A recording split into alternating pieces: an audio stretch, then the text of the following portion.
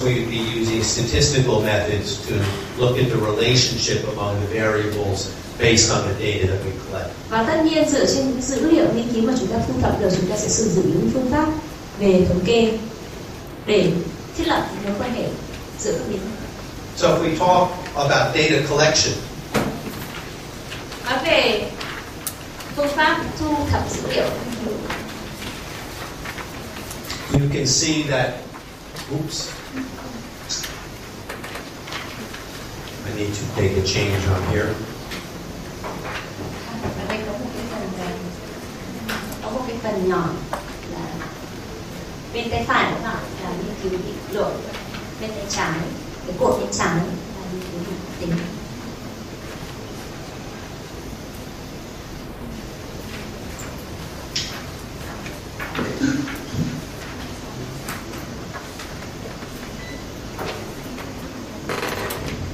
So here we have, you can see for qualitative and quantitative, we can use interviews. Như vậy chúng ta có thể thấy là đối với cả nghiên cứu định tính và định lượng, chúng ta đều có thể sử dụng phương pháp nghiên cứu, phương pháp phỏng vấn để thu thập dữ liệu. But the quantitative study will tend to use structured interviews, yes, no, to what extent. Nhưng mà trong nghiên cứu định lượng thì câu hỏi phỏng vấn thường là những câu hỏi có được cấu trúc dưới dạng có hay là không, cho đến mức độ nào, 1, 2, 3, 4, 5, vân. So this is what we mean by structured interviews. Đó có nghĩa là các câu hỏi có cấu trúc, câu hỏi phỏng vấn cấu trúc. Whereas in the qualitative study, the questions will be open-ended. Trong khi đó trong nghiên cứu định tính thì câu hỏi là câu hỏi vẫn mở. Now, it may not be every question is open-ended. Tất nhiên trong phương pháp định tính không phải câu hỏi nào cũng là câu hỏi gợi mở. But they will tend to be. Nhưng thường là sử dụng các câu hỏi gợi mở. Đúng không? So, an example of an open-ended question might be. Một ví dụ về câu hỏi gợi mở như sau. If I were doing my study with the school principals. Nếu tôi đang thực hiện cái nghiên cứu về hiệu trưởng trường phổ thông. Tell me about the things that you do that you believe have the greatest impact on learning of your students in this school. Câu hỏi của tôi sẽ là hãy nói cho tôi biết cái điều mà bạn cảm thấy tâm đắc nhất mà nó có ảnh hưởng lớn nhất đối với cái việc học tập của học sinh trong trường bạn. That would be open-ended question. Đó là một ví dụ về câu hỏi của mình. And it generates a lot of và tất nhiên nó sẽ tạo ra những cái câu trả lời rất dài và có thể rất là khác nhau. You can collect data through observation. Bạn có thể thu thập dữ liệu định tính qua những quan sát. Observation data could be descriptive or structured. Có thể là có cấu trúc hoặc là không có cấu trúc cái việc mà bạn quan sát này. So, for example, if I were doing research on the teacher and her expectations. Và ví dụ như là nếu như tôi làm một cái nghiên cứu về sự mong đợi của giáo viên đối với học sinh của cô ấy. I could do descriptive observation. Tôi có thể viết những cái quan sát mô tả. In a descriptive observation, I might sit in the back of the room. Tôi có thể ngồi cuối lớp của cô ấy. And try to write down. Và viết ra những điều mà tôi nhìn thấy. Everything that I see happening in the room. Những điều đang xảy ra trong lớp học của cô. What we call an anecdotal record. Và đấy là những cái kết quả nghiên cứu trực tiếp. Okay, but you're trying to describe ngay tại chỗ what you see. In an example of a structured observation. Ví dụ trong một cái nghiên cứu có cấu trúc. Might be, I might every 5 minutes. Có thể là mỗi khoảng 5 phút một lần, 5 phút một lần. Look around the room. Tôi sẽ quan sát cả lớp học. And to keep account of how many students are sleeping.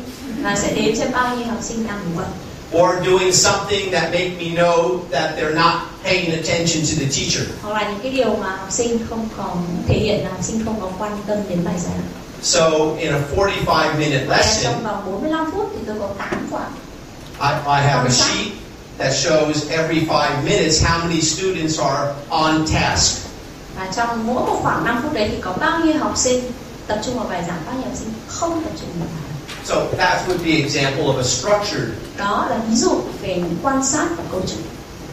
Other forms of qualitative data collection.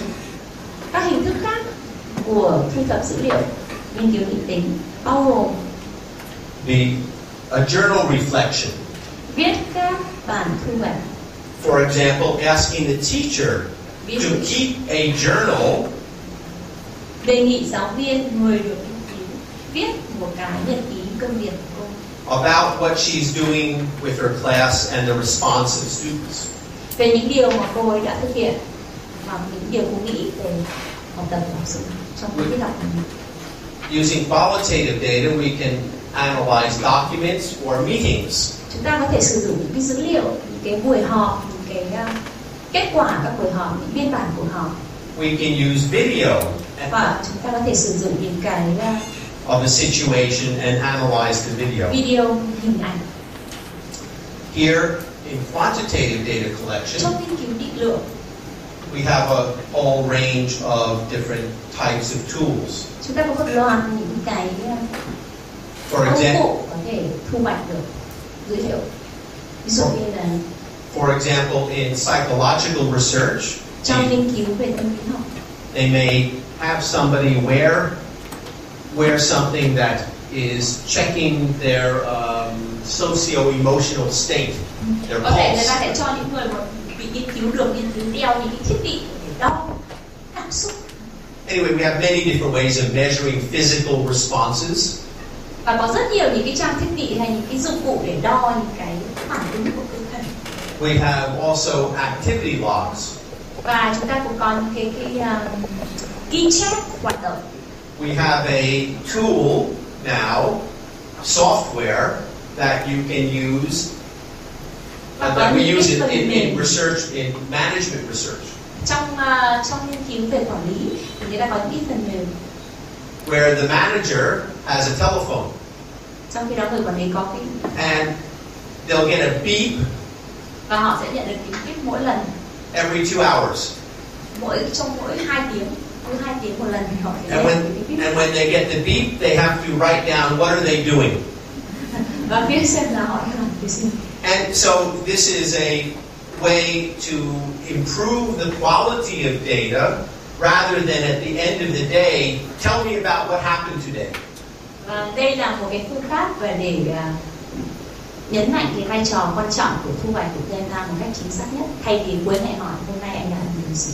So you can do different kinds of activity analysis. Như vậy là chúng ta có thể có những cái phương pháp xử lý dữ liệu khác nhau đối với từng các hoạt động trong một thời gian cụ thể. Here again now, data analysis, we have the contrast qualitative and quantitative. Về xử lý dữ liệu thì chúng ta cũng có những cái sự tương phản giữa nghiên cứu định tính và định lượng sau. You can see that your teacher really likes to use copy and paste when he makes his PowerPoint. Có thể nhìn thấy là tôi rất là thích dùng cái chức năng copy and paste. Thầy vẫn quên từ quantitative ở bên bên phải. Do you like quantitative? No, not that I like it, but that's what I written down. I kept copying to the next slide. Okay, so differences in data analysis. Và với chúng ta chuyển sang phần tiếp theo là phần phân tích dữ liệu nghiên cứu. Again, we've talked about this already, the different focus of the data analysis. Và như tôi đã trao đổi với các bạn trước đây, chúng ta đã nói về những đặc điểm khác nhau của việc phân tích dữ liệu định tính và phân tích dữ liệu định lượng. All I want to add to what we've already said Tôi muốn nói thêm một điều mà những điều mà tôi đã nói. Is that here in the quantitative data analysis we're focusing, it's very structured and objective. Và có một cái điều đặc biệt ở trong nghiên cứu định lượng là nó có cấu trúc rất chặt chẽ và nó có một đánh giá rất là khách quan, cụ thể. And as you pointed out, và như bạn đã chỉ ra trước đây, this is an advantage. Đây chính là một điểm mạnh của nghiên cứu định lượng. But thick description, in-depth description is also an advantage. Tuy nhiên, đối với định tính thì cái việc miêu tả đậm, miêu tả sâu của một vấn đề cũng là một cái điểm mạnh. So we should keep that in mind. Chính vì vậy chúng ta cần phải lưu ý đến điểm này. You may believe Bạn có thể tin là that the conclusions on hypothesis testing are more convincing. có thể đối với nghiên cứu định lượng thì những cái kết quả nghiên cứu dựa trên những cái bài test, bài kiểm tra của các giả thiết có thể sẽ thuyết phục hơn. And in one sense, they can be more convincing. Yes, no, more or less. Và nó có thể đưa ra những kết quả là có hay không, đúng hay là sai, nhiều hay là ít. But I will tell you a secret.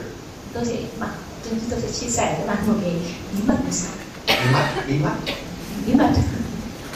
Policymakers love to hear a good story.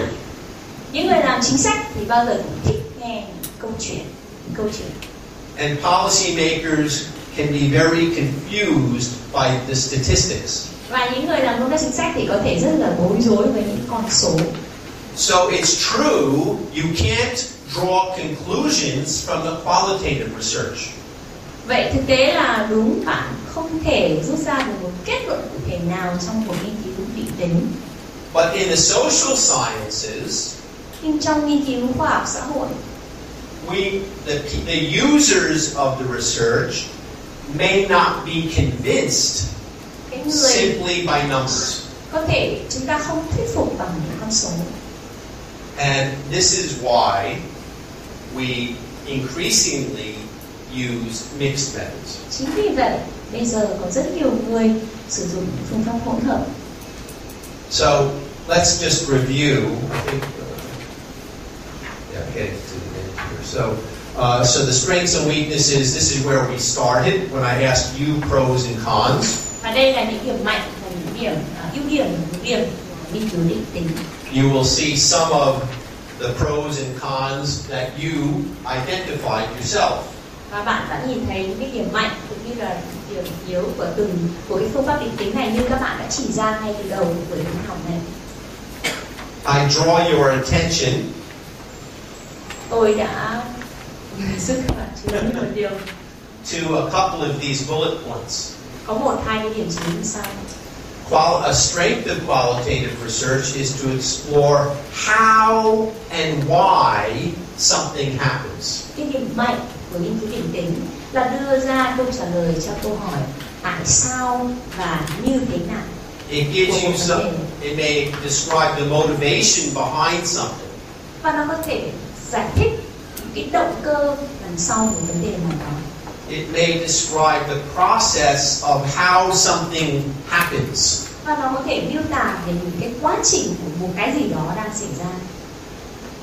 Qualitative research is intuitively appealing to policymakers and practitioners. Trong thực tế thì nghiên cứu định tính rất là thích hợp, rất là hấp dẫn đối với những người làm công tác thực tế cũng như là những người làm công tác chính sách.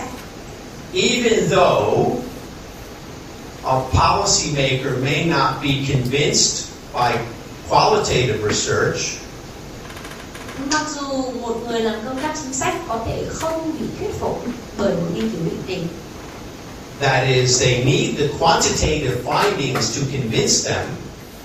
Họ cũng không hẳn là cần có một cái nghiên cứu định tính để mà thuyết phục họ. The qualitative description of specific cases may make that much more meaningful to them. Nhưng cái miêu tả một cái hoạt động, một cái tình huống, một cái việc nào đó sẽ trở nên rất có ý nghĩa đối với họ. A weakness of qualitative research, which I don't think we mentioned before. Và về phần nhiều điểm của nghiên cứu định tính, tôi nghĩ là hình như chúng ta không đề cập đến nhưng có. A weakness is the finding may not apply somewhere else. Một trong những điểm yếu của nghiên cứu định tính là cái kết luận đấy không thể được khái quát hóa trong những trường hợp khác. So I go to study this one teacher.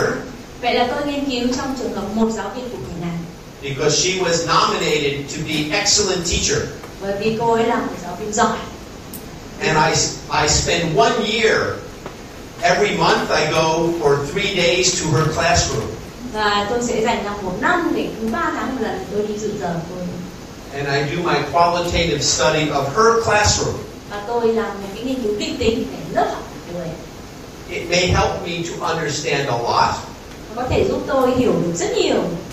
But it may not apply to many others. Tuy nhiên nó không thể áp dụng cho đối với tất cả các trường hợp cá nhân khác. So this is a weakness. Đó là nhược điểm. So here are just summarize. Đây là những tóm tắt và những cái điểm yếu của nghiên cứu định tính.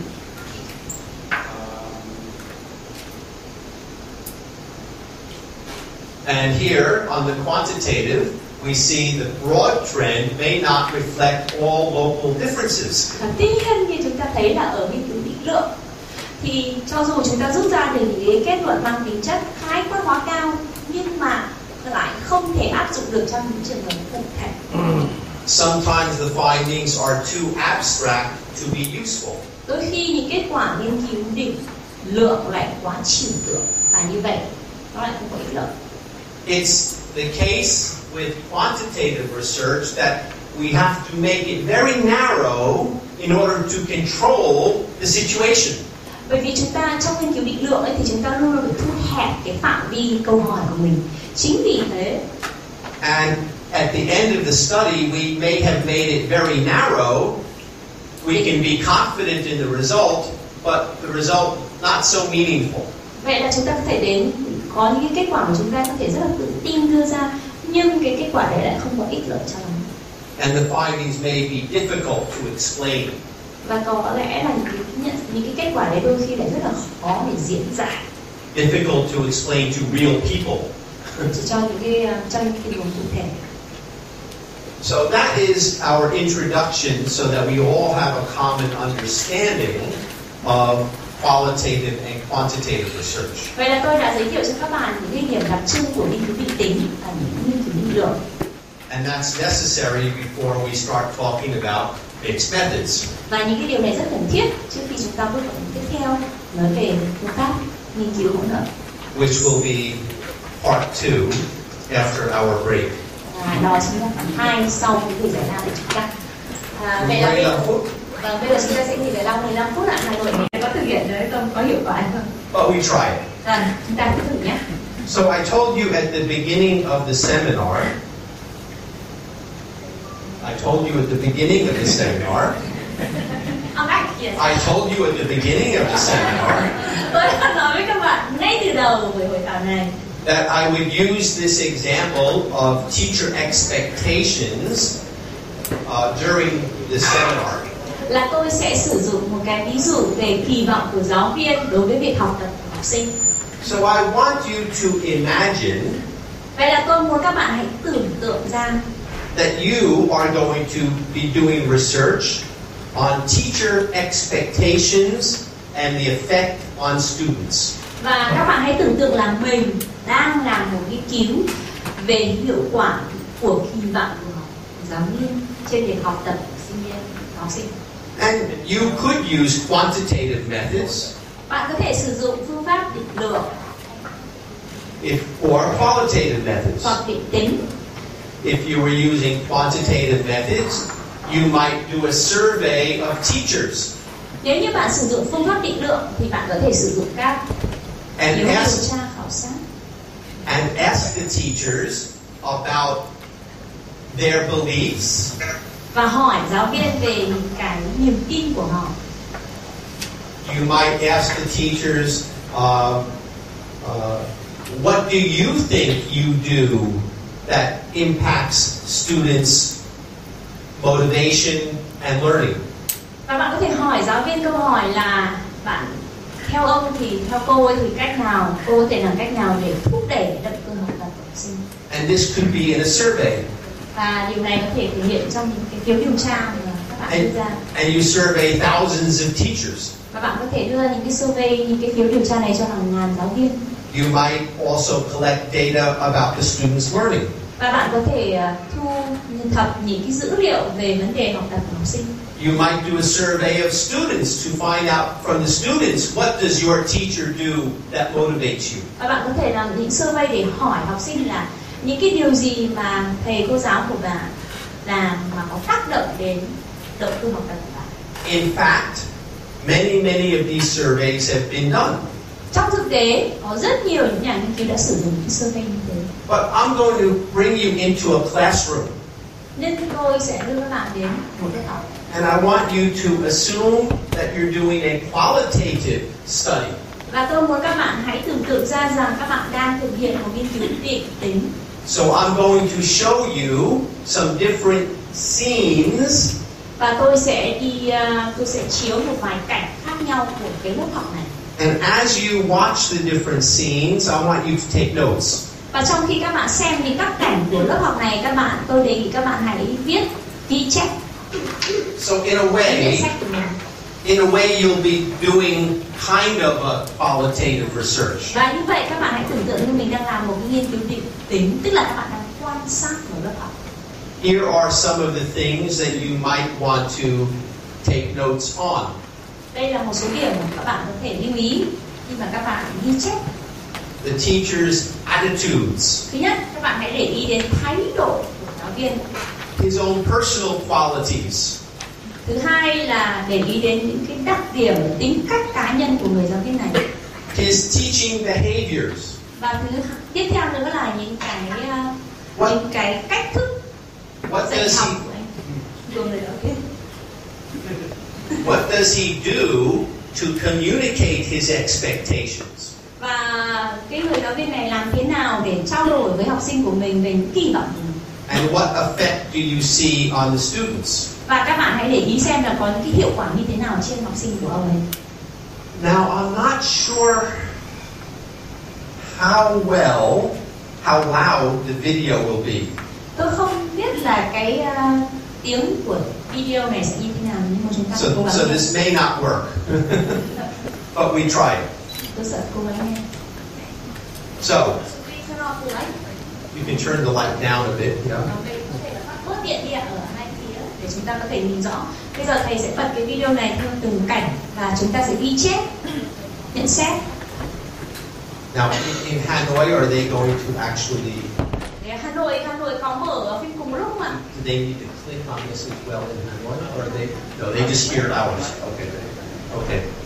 Hà Nội nghĩ là Hà Nội sẽ nghe từ thành phố Hồ Chí Minh ạ. So this is a secondary school. Đây là lớp học. Đây là trường cấp 2. And it's a new teacher. Và đây là một giáo viên mới. His first day in class. Đây là buổi dạy đầu tiên của thầy. So you're keeping notes. Vậy là các bạn sẵn sàng ghi chép chưa? But you may not have too many notes to take in the first class. Có lẽ là các bạn sẽ không có nhiều điều kiện để ghi nốt trong cái buổi đầu tiên này đâu. Here you go.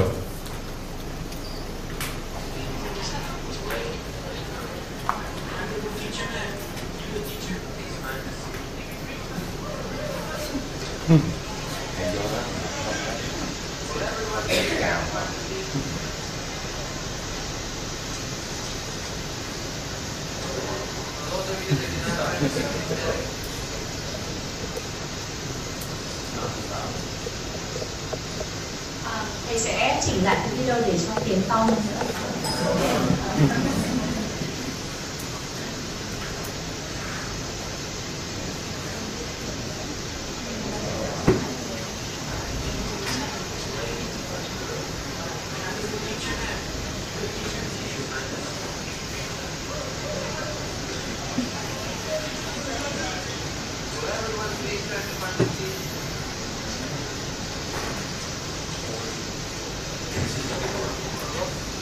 Sorry, not going to work.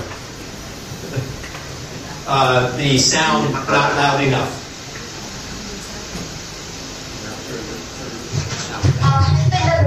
The sound is okay from Hanoi side. We can hear it. But we can't.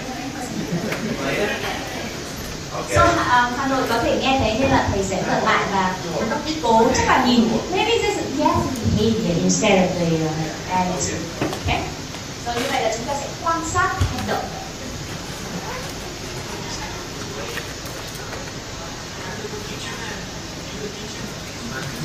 Thay vì là thuyết.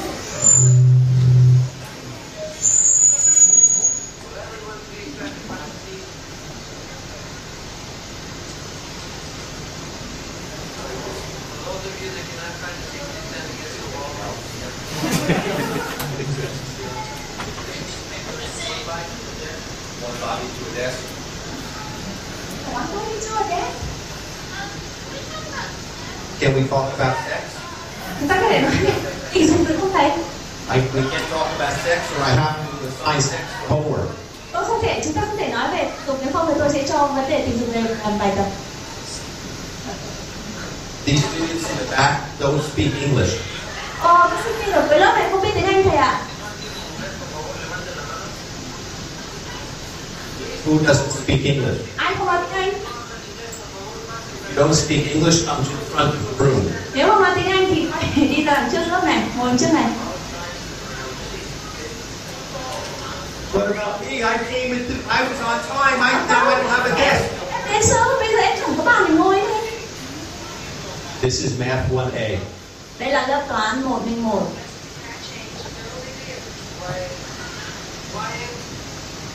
Yên lặng, yên lặng. Some kid out in the hall hit the bell, and now they won't read. Một ai đó ở ngoài đã động vào cái chuông và nó kêu và thế là. His first day. Đây là ngày đầu tiên. Okay. Watch. Now he goes to a meeting. Một lớp đến một buổi họp. This is a meeting of the mathematics department. Đây là buổi họp toán của tổ toán. Remember, you have a task. Các bạn phải ghi chép vào. Your task. Các bạn phải ghi chép vào và nhiệm vụ của các bạn là. So remember, I told you before, in qualitative research, trong nghiên cứu định tính, you may even observe a meeting. Các bạn thậm chí có thể đi quan sát một buổi họp. To collect data. Để thu thập dữ liệu. So here. Và đây sẽ là một buổi họp mà các bạn cần phải.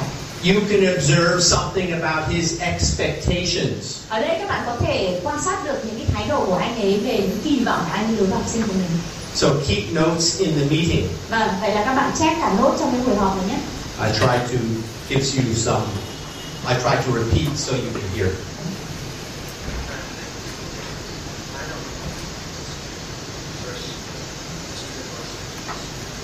This is the principal talking. I don't want this to be the first school that failed the mathematics examination.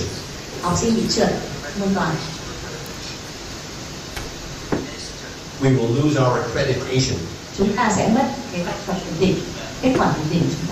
have any suggestions? He said, I'm a physical education teacher. I shouldn't be teaching math. Tôi là giáo viên thể dục, tôi không nên dạy môn toán. She is head of mathematics department. Tôi là trưởng khoa toán. He said, I won't be coming back to teach after Christmas. Sau lễ Noel này tôi không đi dạy nữa đâu ạ. I got a job at an aerospace company. Tôi nhận một công việc khác ở công ty khác rồi ạ. If we fail, we lose our accreditation. Nếu chúng ta thất bại lần này, chúng ta kỳ thi toán thì chúng ta sẽ mất quả của việc uy tín. And she said, every teacher is doing as much as they can. Mỗi giáo viên đều cố gắng hết sức khả năng của họ. He said, I'm not. Tôi không.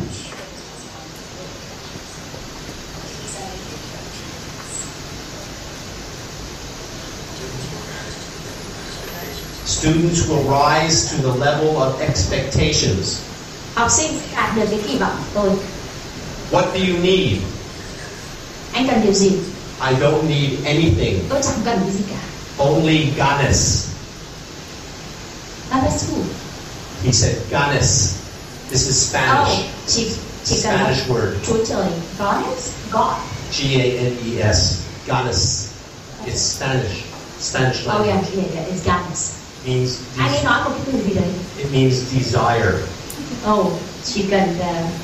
He said, I don't need anything. Tôi chẳng cần cái gì cả, tôi chỉ cần có. All I need is desire. Ước vọng. So the head of the mathematics, the lady. Vậy là cái bà tổ trưởng khoa toán đấy, who was the head of the math department,